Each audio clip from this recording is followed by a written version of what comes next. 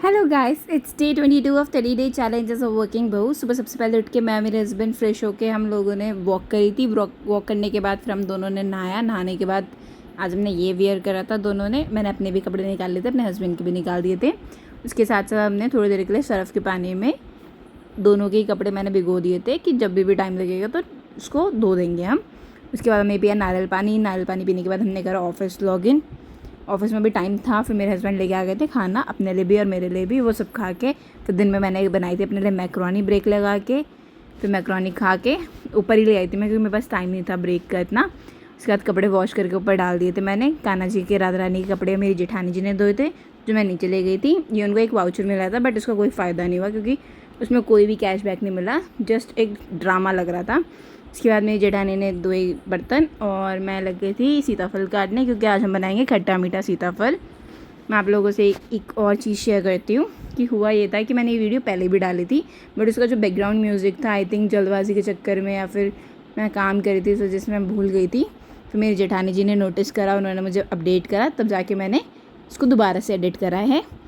तो उसके बाद मेरे हस्बैंड जी आ गए थे, उन्होंने थोड़ा सा मिल के बात करके फिर चले गए थे, क्योंकि उनके पास आजकल ऑफिस का इतना ज़्यादा काम होता है कि उनके पास टाइम नहीं होता।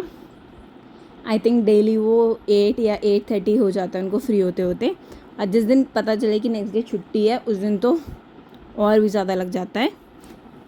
हेल्पफुल बहुत है यार मेरे हस्बैंड, बट इतना ऑफिस का काम, उसके बाद लगता नहीं है कि यार कि कुछ बोल दूँ मैं उनको हेल्प करने के लिए, बट वो फिर भी आ जाते हैं, क्योंकि उन्हें ये लगता है कि जैसे मैं जॉब करती हूँ वैसे वो भी करते हैं, तो दोनों ही सेक्रीफाइस करते ही हैं अपनी अपनी तरफ से। फिर मेरी जेठानी जी ने बनाई थी चाय मेरे हस्बैंड के लिए, और फिर मैं अपनी और मेरी जेठानी और मैं हम दोनों ना हमारी शॉर्ट्स वीडियोस देख रहे थे, और कुछ वो मुझे अपडेट कर रही थी कि आप ऐसे करा करो वैसे करा करो करके वो मुझे सिखा रही थी।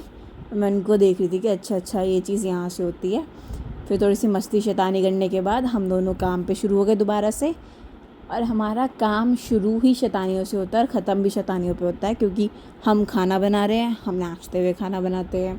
हम बर्तन धो रहे हैं, हम उसमें भी नाचते हुए बर्तन धोते हैं। अभी भी मैं अपनी जेठानी को छेड़ ही रही थी, वो ऊपर चढ़ गई थी, मैं उनको उतार रही थी कि नहीं नहीं नीचे उतरो करके मैं उनको छेड़ रही थी।